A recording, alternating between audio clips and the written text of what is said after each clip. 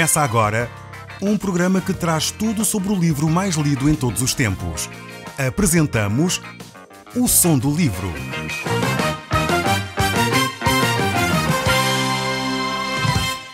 Seja muito bem-vindo. Neste podcast vai encontrar o livro mais conhecido e lido em todo o mundo. Vamos levá-lo numa viagem pela história da humanidade. Este é um audiolivro para si, para a sua família e sociedade em geral.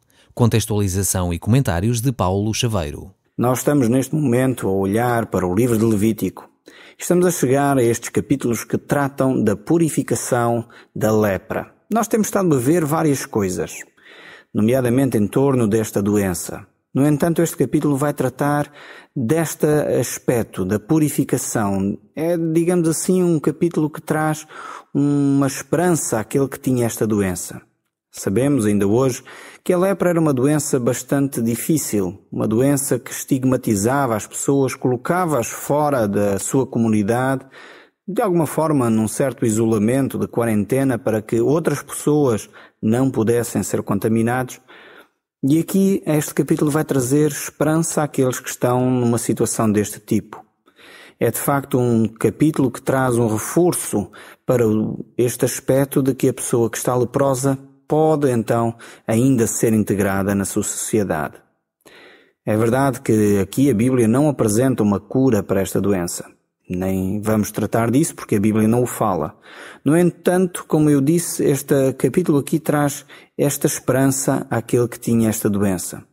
No programa anterior, nós estudámos com detalhe sobre esta doença, a lepra, e vimos como o sacerdote decide se uma pessoa é ou não leprosa. Se, por um lado, no capítulo 13, ela fala do diagnóstico, que tipo de lepra é ou não é. Se, por outro lado, o capítulo 14 trata da purificação do leproso, a pessoa que se apresentava para a purificação já estava, então, previamente curada desta doença. Portanto, ela não trata da cura, não mostra um remédio, não mostra aquilo que deve ser feito ou não para curar esta doença. No entanto, podemos ver por este texto, porque se ele apresenta a purificação de uma pessoa que sofria de lepra, podemos chegar então à conclusão que haveria já naquela altura, pelo menos, alguma esperança para as pessoas que sofriam desta doença. Certamente isto, talvez para si que nos está a ouvir, diz, mas o que é que eu tenho a ver com a lepra? O que é que isto quer dizer para mim? É exatamente isso que nós vamos tentar fazer hoje. Olhar para estes textos e perceber como é que esta situação aqui, que é uma esperança para aqueles que estavam numa doença terrível, pode ser também uma esperança para si. Talvez você não está a sofrer de uma doença terminal, talvez você não está a sofrer de uma doença contagiosa, mas talvez você precisa de uma esperança. Precisa de entender que a palavra de Deus traz luz e esperança, mesmo no meio das trevas e da confusão. Por um lado, quando nós olhamos, vemos que o homem pecou no Jardim do Éden. Duas coisas aconteceram nessa altura. Primeiro, o pecado cometido foi contra Deus. O homem é culpado perante Deus. Deus é santo e ele não pode tolerar esse pecado. O homem naquela altura rebelou-se contra Deus, quis fazer a sua própria vontade. Achou, por orgulho, que ele poderia ser semelhante a Deus. E por isso, esse pecado foi em primeiro lugar contra o próprio Deus. Por isso mesmo, é necessário tirar essa culpa diante de Deus. Deus quer aceitar o homem novamente de volta, mas é necessário que essa culpa seja removida, essa culpa seja retirada. Em segundo lugar, o pecado que atingiu o homem levou com que o homem ficasse ele mesmo contaminado. Ele próprio não se sentisse bem consigo mesmo. Tanto que nós, ao olharmos para o livro do Gênesis, se você lesse esse texto no capítulo 2 e 3 do livro de Gênesis, logo no início, vemos que o homem reparou que estava nu e teve vergonha. Então o pecado levou com que o homem se sentisse mal consigo mesmo. Não só com Deus, mas consigo próprio. E aqui este livro de Levítico, no capítulo 14, traz então uma esperança. Traz então uma novidade àqueles que vivem e têm que conviver com a sua própria natureza. Talvez aqui este livro e este capítulo nos mostre como é possível nós nos voltarmos para Deus. E é exatamente isso que nós iremos tentar olhar. Se por um lado nós não estamos a conviver talvez com esta doença, com a lepra, se calhar não temos uma doença deste tipo, Mas certamente a nossa natureza, muitas vezes a culpa que nós sentimos, a dificuldade que nós temos em lidar connosco próprios, por vezes necessita ser tratada. E este capítulo 14 vai apresentar-nos então uma solução. Vai apresentar aqui uma das ofertas mais significativas de todas destes últimos capítulos. Esta oferta é a oferta pela cura da lepra. Acompanhe-me então na leitura deste capítulo 14, no verso 1 e 3 do livro de Levítico. Se tiver a sua Bíblia à mão, pode abrir e então vamos conversar hoje um pouco em torno destes textos. Diz assim a palavra de Deus. O Senhor disse a Moisés: estas são as normas para a cerimónia de purificação de um leproso. Quando o forem levar ao sacerdote, este sairá fora do acampamento para o examinar.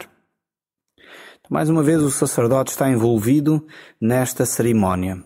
O sacerdote não se encontra com este leproso para curá-lo, mas para ver se ele está realmente curado.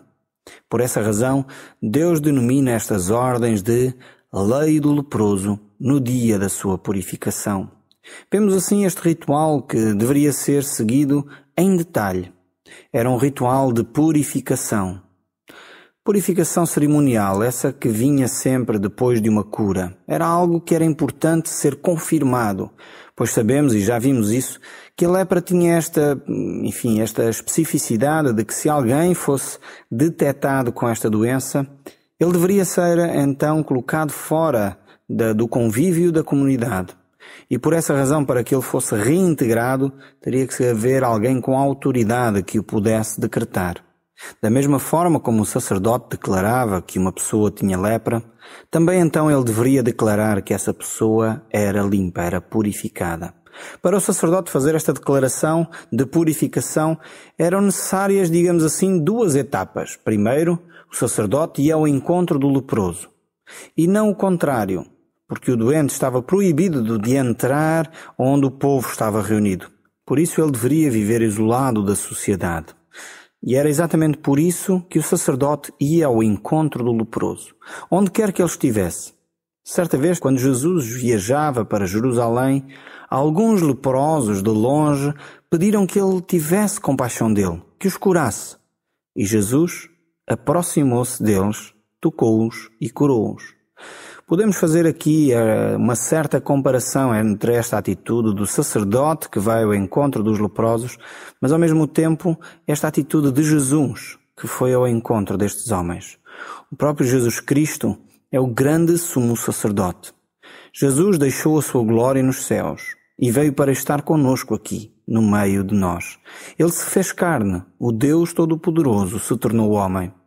Viveu entre nós como alguns de nós. Comeu, dormiu, teve necessidades como cada um de nós, de sede, de beber, se cansava quando caminhava, mas ao mesmo tempo, ele era o Deus Todo-Poderoso.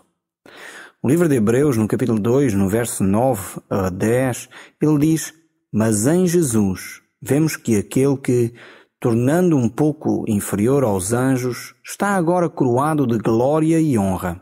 E isso por causa da morte que sofreu. Deus, na sua bondade, quis que a morte de Jesus fosse um benefício para a humanidade.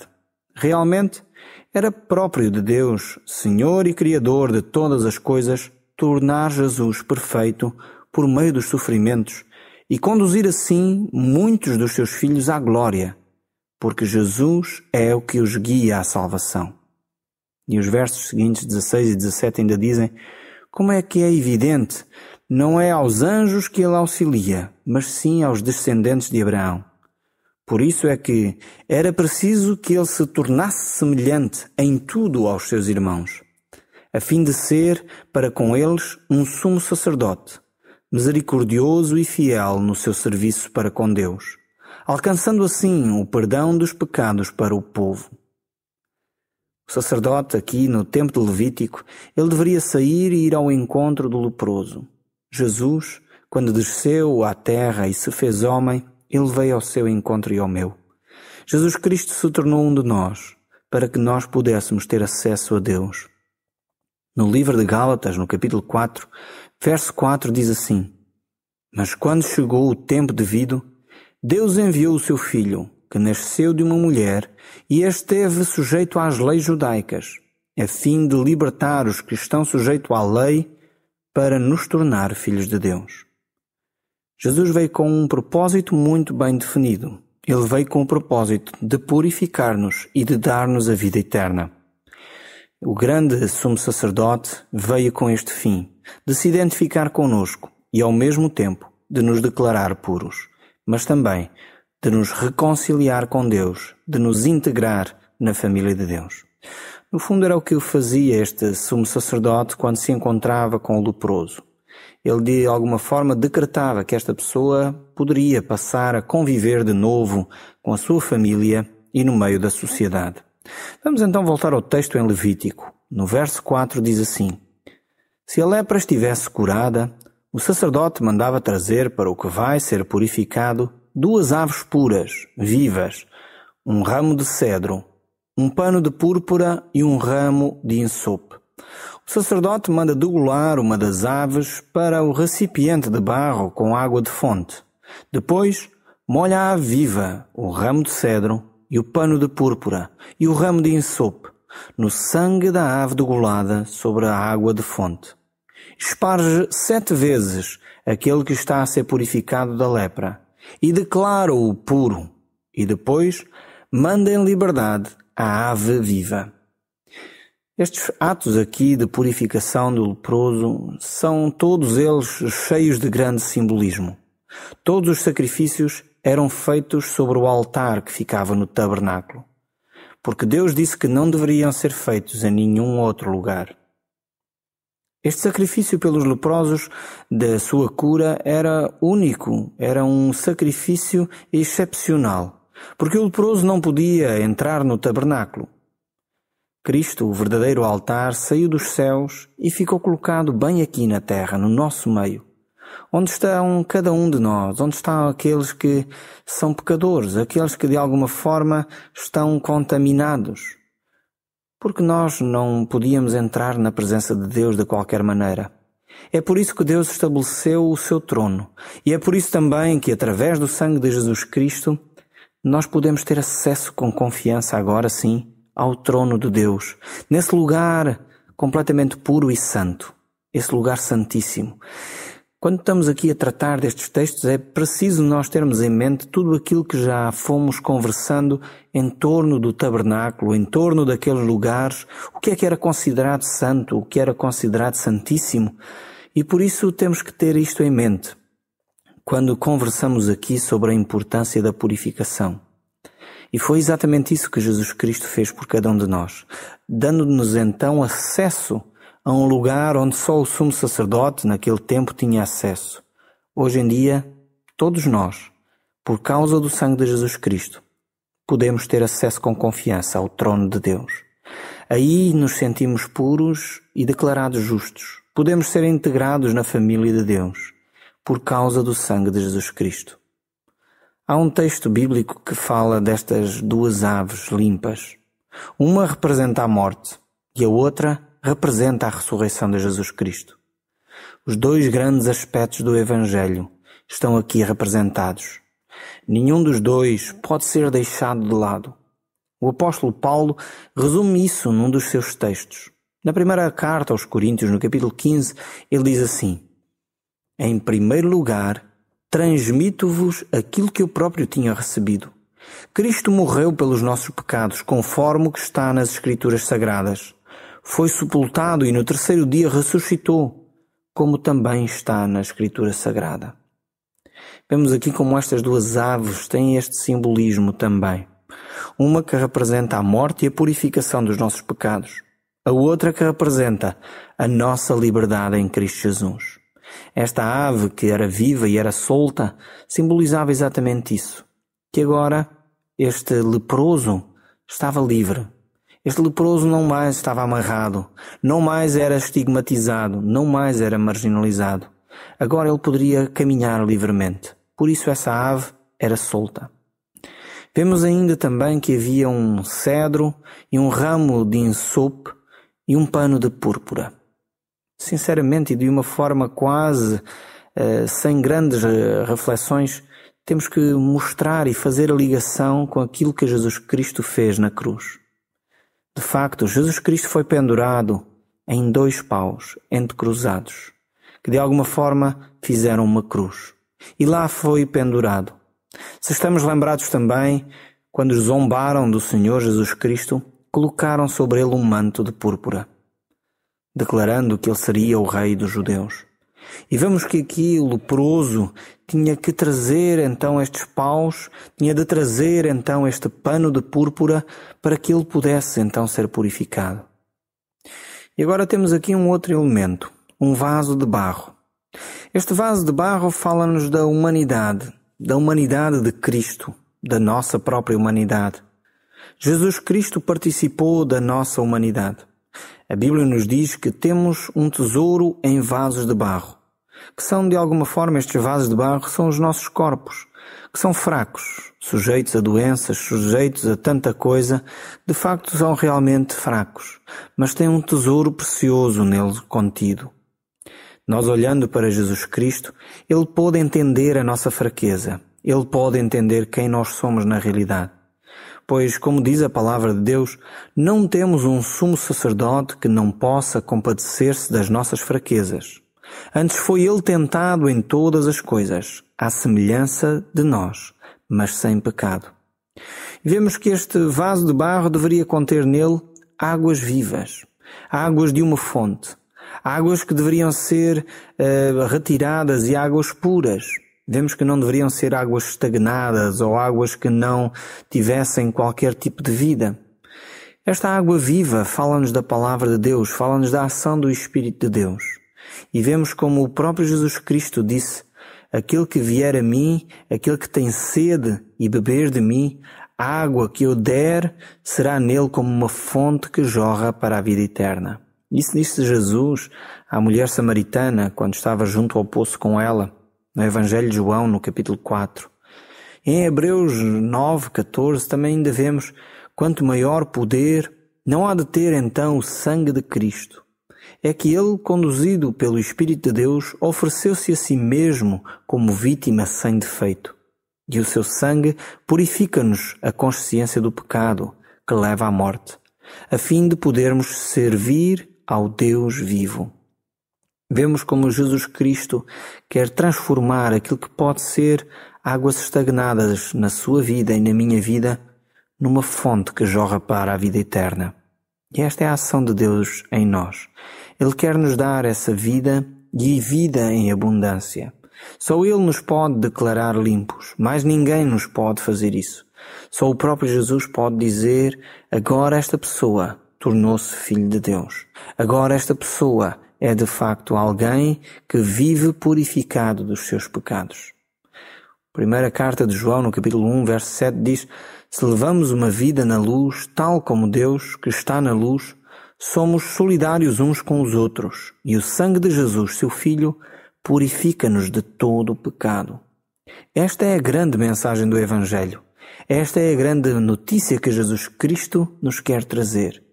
Ele quer mostrar que nós temos ainda uma possibilidade de nos reconciliarmos com Deus. Jesus Cristo quer mostrar que ainda há uma esperança para a sua vida e para a minha vida. Não é a altura de desanimar, não é a altura de se esconder, não é a altura de ficar sozinho. É a altura sim de ir até aos pés de Jesus e dizer: Senhor, eu preciso que Tu me purifiques. Eu preciso que o Teu sangue que foi derramado por mim me purifique de todo o meu pecado. E quando nós nos aproximamos de Jesus desta forma, a Bíblia promete que o próprio Senhor Jesus nos purificará de todo o pecado. Voltando aqui ao nosso texto no livro de Levítico, vemos no verso 8 o seguinte: aquele que está a purificar-se, lava as suas roupas, rapa todo o cabelo e pelo do seu corpo, toma banho e ficará puro. Depois entra no acampamento e fica à entrada da sua tenda durante uma semana. Passados 7 dias, rapa de novo todo o cabelo e pelo de todo o corpo, lava as suas roupas, toma banho e ficará puro. Vemos como Deus tinha preocupação de integrar esta pessoa na sua comunidade. É verdade que ele ficava muito exposto desta forma. As pessoas poderiam olhar para ele e analisar todo o seu corpo praticamente. Poderiam ver, pois ele tinha o cabelo rapado, se não haveria alguma lepra ainda escondida. Ele estava completamente vulnerável. Mas isto servia também para que ele fosse reintegrado na sua comunidade. Assim as pessoas deixariam de ter medo de se relacionar com ele. Assim as pessoas poderiam ver e confirmar por si mesmas de que esta pessoa agora era pura. Esta pessoa agora poderia ser alguém com quem eles podiam conviver. É por isso que Jesus Cristo nos deixa várias advertências dizendo que por exemplo, é pelos frutos que somos conhecidos. É pela forma como nós nos conduzimos que as outras pessoas nos conhecem. E é por isso que também Jesus nos diz em certa altura: Pai, santifica-os na verdade. A tua palavra é a verdade. Então era necessário que a pessoa ficasse assim exposta, mas ao mesmo tempo isso servia para que ela fosse reintegrada na sua comunidade. Assim também, quando Cristo nos purifica, talvez os outros vão começar a reparar naquilo que nós somos. Vão olhar para nós e dizer: então, mas tu agora ages de forma diferente? Agora tu tens um comportamento diferente? E era exatamente isso que estas pessoas olhavam para aquele leproso que tinha sido purificado e reparavam nisso. O verso 10 nos diz ainda: no 8º dia, leva 2 cordeiros sem defeito e uma cordeira, igualmente sem defeito, de 1 ano, uma oferta de 10 quilos da mesma farinha amassada em azeite e meio litro de azeite. Vemos como depois desta purificação, este leproso deveria se conduzir então mais uma vez ao templo, ao tabernáculo, para poder então agora, em ato de gratidão, agradecer a Deus por aquilo que ele tinha feito, por aquilo que tinha acontecido na sua vida, pela sua própria reintegração na comunidade. Vemos como Deus nos chama também a servir a Deus e a servir os outros, a podermos ser alguém que manifesta o seu amor àqueles que estão ao nosso redor. Mas também Jesus Cristo quer fazer esta pureza, quer transformar a nossa vida de forma a nos tornar puros. E isso só acontece através da nossa fé em Cristo Jesus e no seu sacrifício naquela cruz. Nós vamos ficar por aqui hoje e no próximo programa iremos continuar a olhar para estas grandezas e para o ensinamento da vida espiritual que o livro de Levítico tem para si e para mim. O Som do Livro, uma produção da Rádio Transmundial de Portugal.